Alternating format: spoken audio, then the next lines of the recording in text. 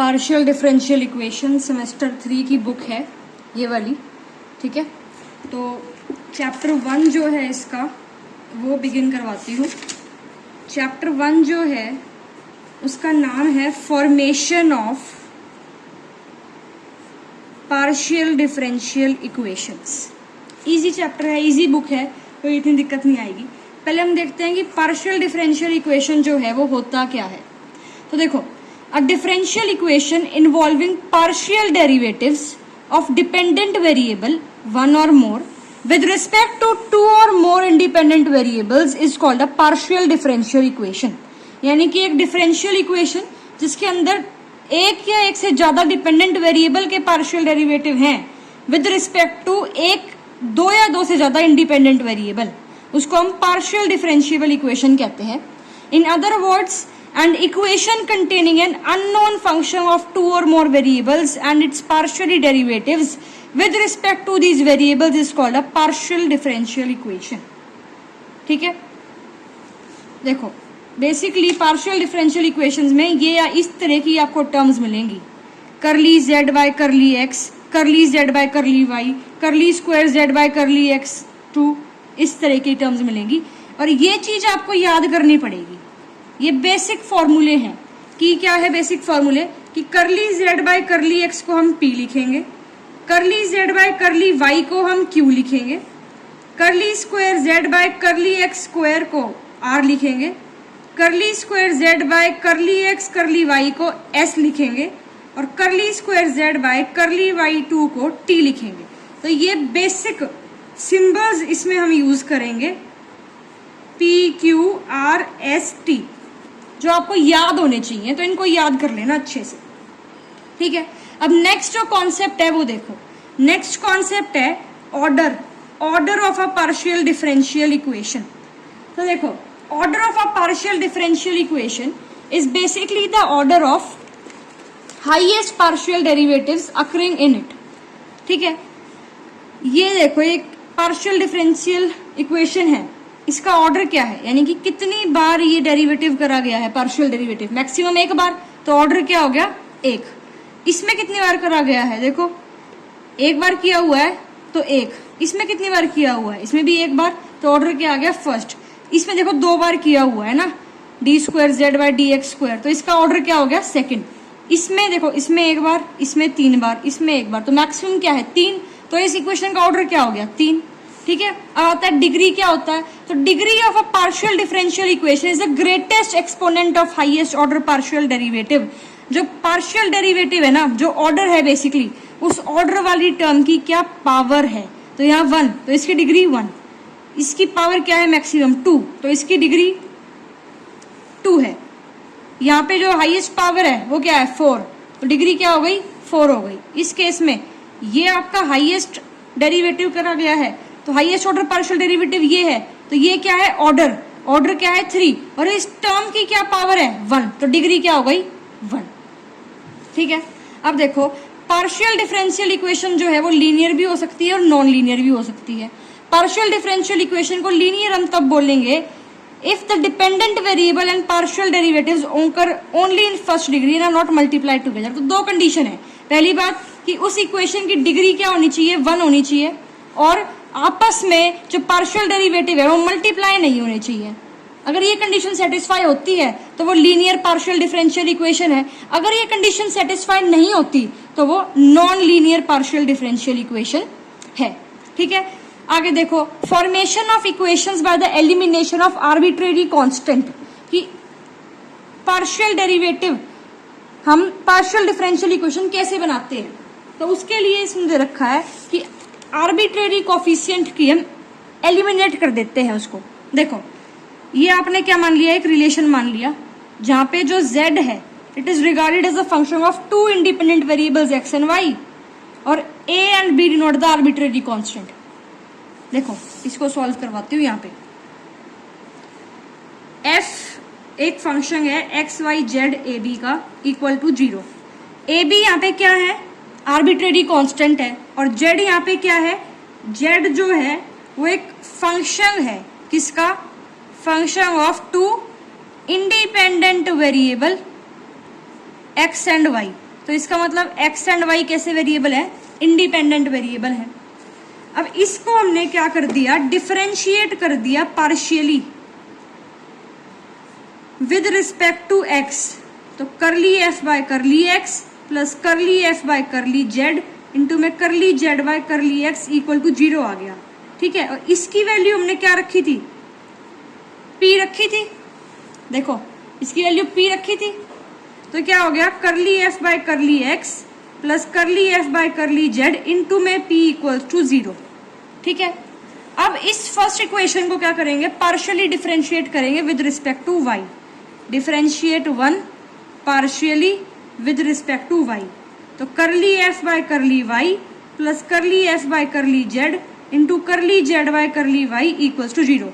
और curly z by curly y की value क्या थी, q थी, तो यहाँ पे लिख दो करली f by curly y plus curly f by curly z into में q इक्वल्स टू 0।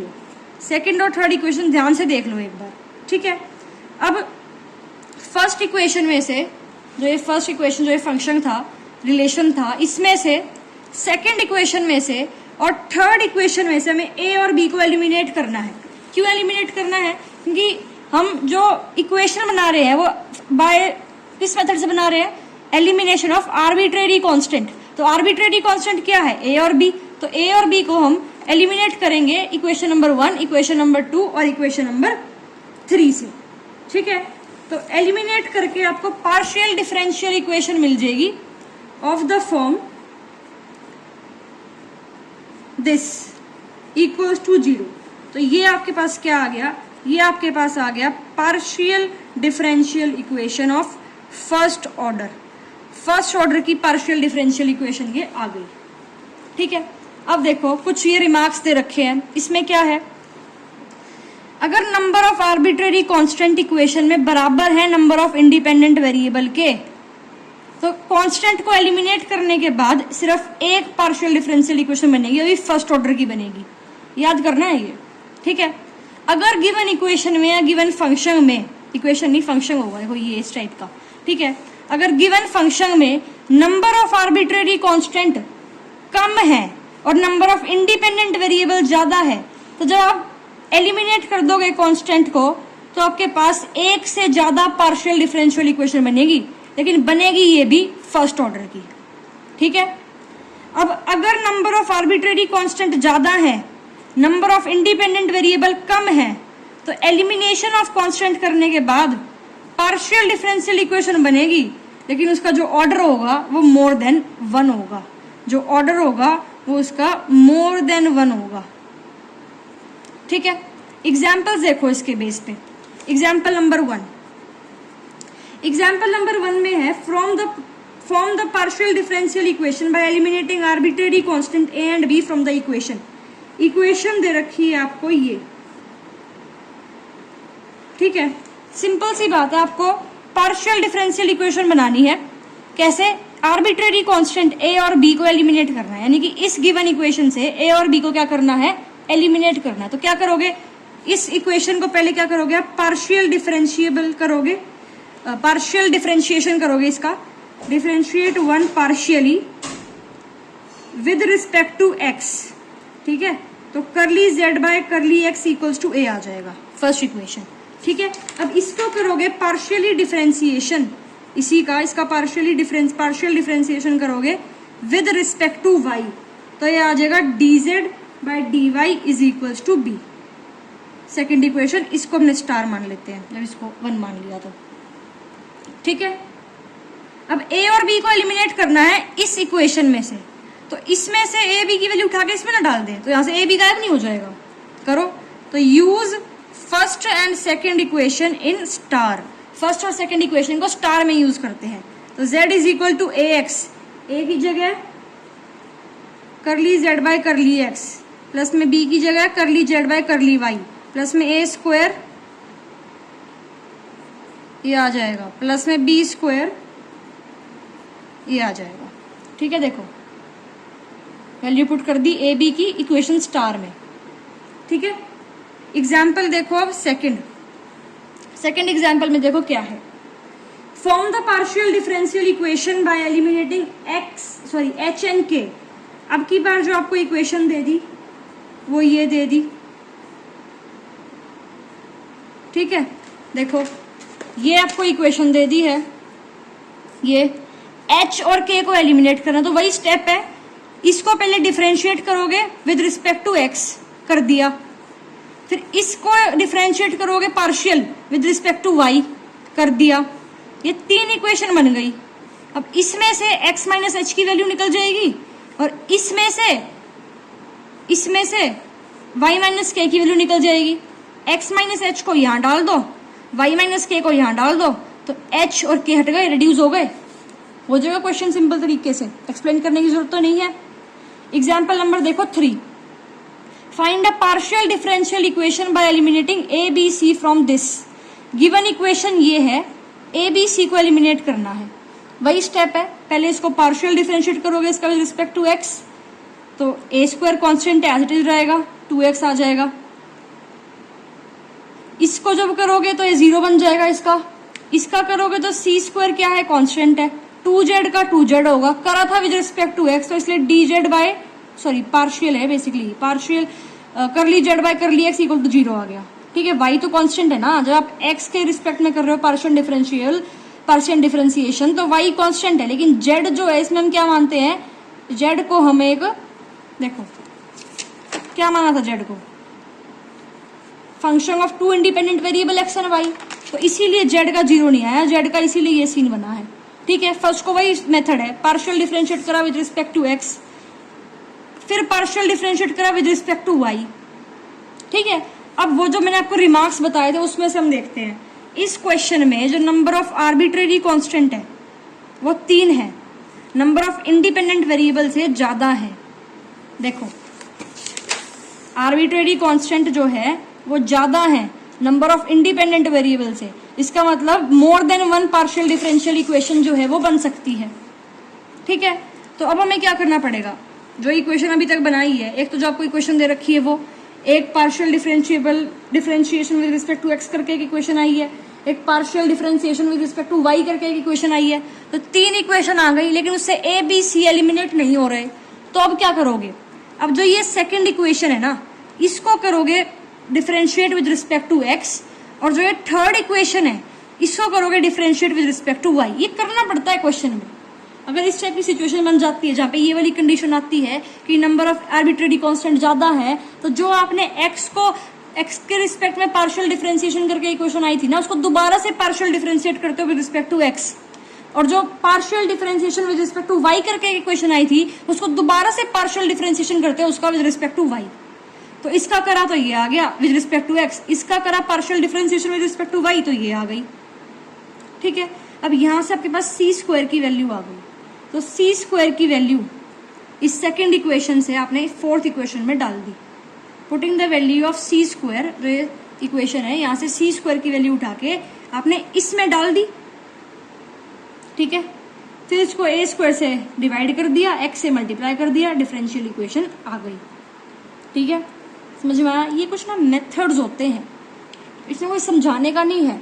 मेथड बता दिया कि पहले पार्शियल डिफरेंशिएशन करना है विद रिस्पेक्ट टू एक्स, फिर करना है विद रिस्पेक्ट टू वाई, करा आपने। अब आपने देखा कि यार आर्बिट्रेरी कांस्टेंट तो ज्यादा है इंडिपेंडेंट वेरिएबल से, तो इसको एक्स के साथ डिफरेंशिएट कर दिया पार्शियल, इसको वाई के साथ कर दिया, 2 इक्वेशन और आ गई। यहाँ से सी स्क्वायर की वैल्यू इसमें पुट कर दी, आपको दिख गया कि भाई ऐसी इक्वेशन बन रही है। अब इसमें आपका सिर्फ ए स्क्वायर है, तो ए स्क्वायर से डिवाइड कर दिया आपने और एक्स से मल्टीप्लाई कर दिया, ये भी हट जाएगा नीचे से। तो इजीली ये एक फॉर्म किसकी बन गई, पार्शियल डिफरेंशियल इक्वेशन की फॉर्म बन चुकी है फिर आपके पास ये, ठीक है। एग्जाम्पल नंबर 4 देखो,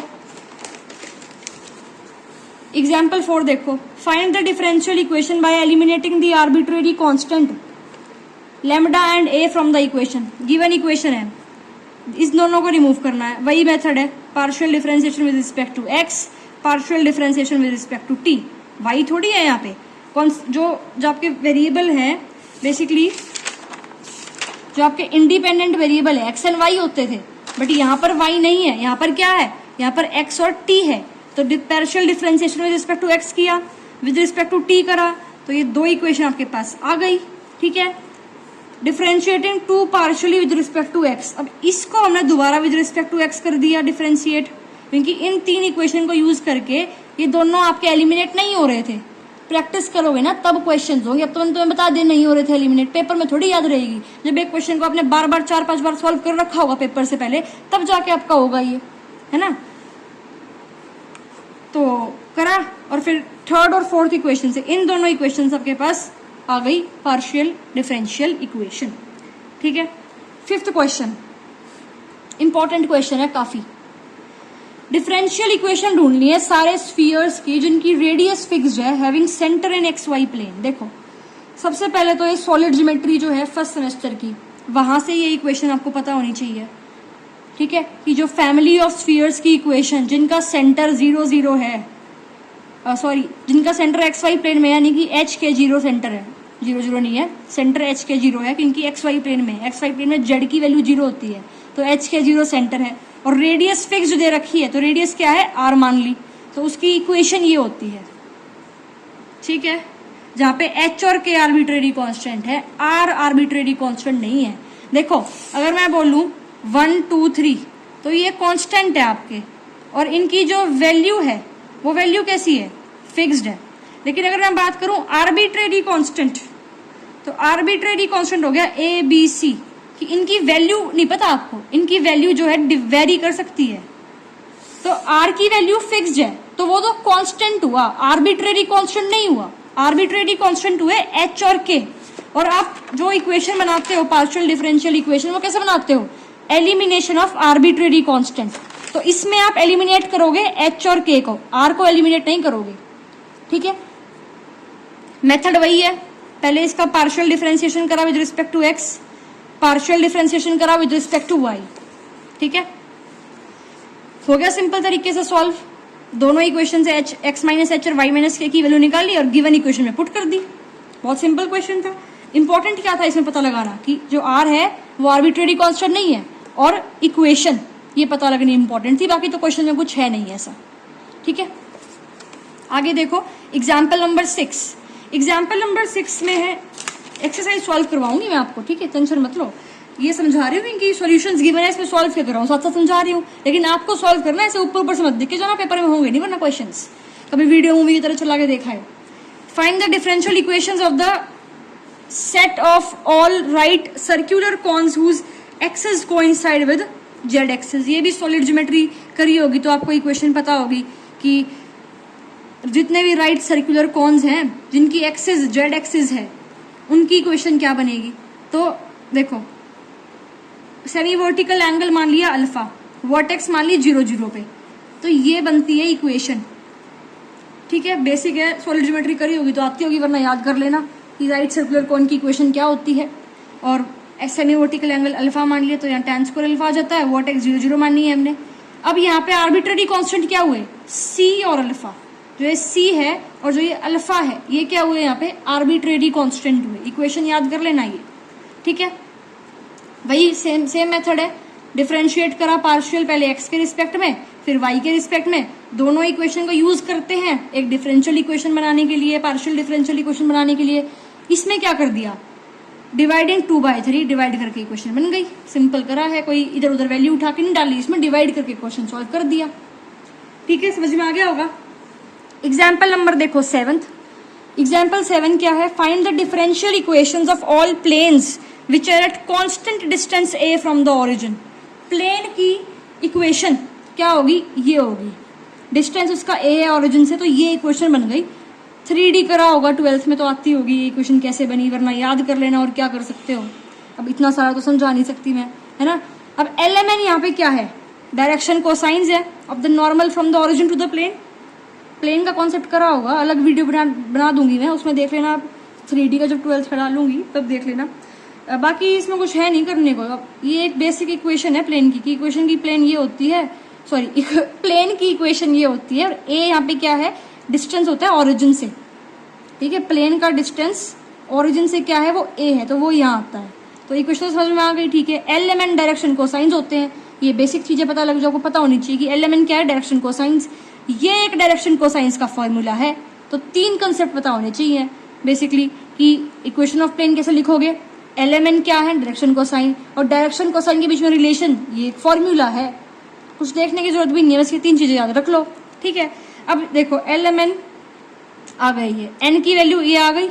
ये क्वेश्चन बार बार करोगे तब होगा। अब ऐसे चले जाओ पेपर में, मान लो आप सिर्फ ये देख के चले जाते हैं कि पहले x को विद पार्शियल डिफरेंशिएशन करना विद रिस्पेक्ट टू x, फिर उसके बाद पार्शियल डिफरेंशिएशन करना विद रिस्पेक्ट टू y, तो ये क्वेश्चन बन ही नहीं पाता आपसे, ठीक है। तो n को हमने लिखा पहले इस तरह से, n की वैल्यू निकाली है, फिर n की वैल्यू हमने गिवन इक्वेशन ऑफ प्लेन में डाली है, तो उससे आपके पास 2 वेरिएबल हो गए, एक्स वाई इंडिपेंडेंट और ये आर्बिट्रेरी कांस्टेंट LM, ठीक है। क्वेश्चन अच्छा है, सॉल्व कर लेना, वरना होगा नहीं ऐसे ऊपर से देख के। अब इसको हमने करा पार्शियल डिफरेंशिएशन इसका विद रिस्पेक्ट टू x आ गया, फिर विद रिस्पेक्ट टू y आ गया। अब इन तीनों इक्वेशन से हमने L और M को क्या करा, एलिमिनेट करा। यहां से हमारे पास L की वैल्यू आ गई, यहां से हमारे पास M की वैल्यू आ गई, ठीक है। इन दोनों इक्वेशंस को हमने स्क्वायर करा और ऐड करा। क्यों करा? क्योंकि जो ये रिलेशन है आपका, ये स्क्वायर में रिलेशन है, इसीलिए कहीं ना कहीं L² प्लस M² की वैल्यू इसके अंदर पुट करने के लिए या इसके अंदर पुट करने के लिए आपको स्क्वायर वाली टर्म चाहिए। अकेला L और अकेला M का आप क्या करोगे, कुछ भी नहीं करोगे। तो स्क्वायरिंग कर दी इसकी भी और इसकी भी और ऐड कर दिया, तो L² plus M² left hand side पे, राइट हैंड साइड ऐड कर दी, कॉमन ले लिया, देखो, ठीक है, हो गया, इजीली सॉल्व करा है। ध्यान से देख लो, ये स्टेप, फिर ये स्टेप, ठीक है, फिर ये स्टेप, इसको डिवाइड में ले गए। अब कर दिया 1 माइनस में, क्यों? क्योंकि n की वैल्यू निकालनी है। n की वैल्यू में L² माइनस M² में से इसको 1 में से माइनस करा हुआ है बेसिकली, ठीक है। तो ये इसीलिए आपने ये कर दिया, यहाँ पे 1 इस होल में से, इसमें से 1 माइनस कर दिया, इसमें से 1 माइनस कर दिया, ठीक है। आ गया ये L की वैल्यू आ गई। अब ये किसकी वैल्यू आई है, इसकी वैल्यू आई है। फ्रॉम द 5th इक्वेशन यहाँ से देखोगे तो यहाँ पे इसकी हमने क्या कर दी, वैल्यू पुट कर दी इसकी अंडर रूट वाले की। L की वैल्यू आ गई, M की वैल्यू आ गई, इसी तरीके से इन वैल्यूज को उठा के हमने इसमें डाल दिया, खत्म क्वेश्चन। था कुछ क्वेश्चन में? कुछ भी नहीं था। कैलकुलेशन कर लेना इसकी, बाकी क्वेश्चन में कुछ भी नहीं था। दोबारा बताऊं एक बार, इक्वेशन ऑफ प्लेन है, LMN क्या है, डायरेक्शन कोसाइंस, आर्बिट्रेरी कांस्टेंट, इनको हटाना है। हमने सोचा कि यार 3 को क्यों उठाए, सिर्फ 2 को उठा देते हैं, तो ये वाला फॉर्मूला यूज कर दिया, प्रॉपर्टी है डायरेक्शन कोसाइंस की। n की वैल्यू निकाली, इसमें डाल दी, तो ये इक्वेशन रेड्यूस होगी सिर्फ आपके 2 आर्बिट्रेरी कांस्टेंट में, L और M। L और M की वैल्यू निकाली, पहले x के साथ पार्शियल डिफरेंशिएशन करा, फिर y के साथ करा, L और M की वैल्यू आ गई। अब हमने सोचा कि यार इसको ना इसकी वैल्यू डाल देते हैं, इजी हो जाएगा क्वेश्चन। तो L² M² निकाल दिया, फिर ये 1 माइनस में L² माइनस M² की वैल्यू निकाल दी, ठीक है। L की वैल्यू में जो ये वैल्यू निकाल ली है ना, L में पुट कर दिया, इसको M में पुट कर दिया, और L और M को इसमें पुट कर दिया। तो इस इक्वेशन में से L और M हट गए, आर्बिट्रेरी कांस्टेंट ही तो हटाने थे, ठीक है। एग्जाम्पल देखो 8th, find the partial differential equations of planes having equal x and y intercept. Equation है प्लेन की, पता होनी चाहिए। जो ये x और y इंटरसेप्ट दोनों a है, क्योंकि इक्वल गिवन है, z इंटरसेप्ट c मांग लिया, तो ये इक्वेशन बन गई, जहाँ पे a और c क्या है, आर्बिट्रेरी कांस्टेंट।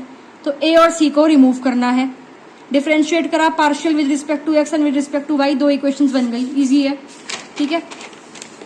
2 और 3 से फिर आपने कर लिया, सॉल्व हो गया question, required partial differential equation आ गई, ठीक है। 1.1 देखते हैं दूसरी वीडियो में। थोड़ा क्वेश्चन 6 और 7 थोड़े अजीब से हैं, बाकी तो इजी है। क्वेश्चन 9 थोड़ा इंपॉर्टेंट है, बाकी तो कुछ नहीं है इसमें, अगली वीडियो में इसको बताती हूँ, इसे पूरी कराऊंगी सॉल्व, ठीक है। ये तो समझ में आ गया आपको सोल्यूशन के साथ।